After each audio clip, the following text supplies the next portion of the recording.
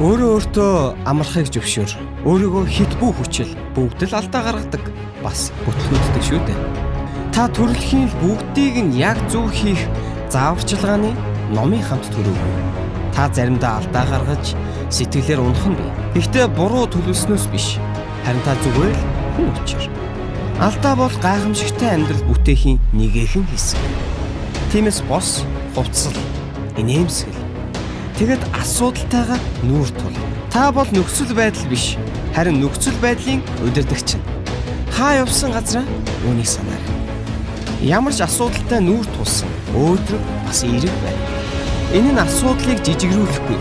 Гэхдээ асуудлыг байгаагаас нь ядаж л томруулах. Өнөөдрийн таны туулж буй бүхэн ирээдүйд танд хэрэг болох сэтгэлийн тэнхээ хүч мэдлэгийг өгсөөр байна. Харин тэдгээрийг сонгохын тулд өөртөө амрах, сэргэх цагийг гаргаарай. Энэ бол танд өгч буй уран нэмэлт Лав банк.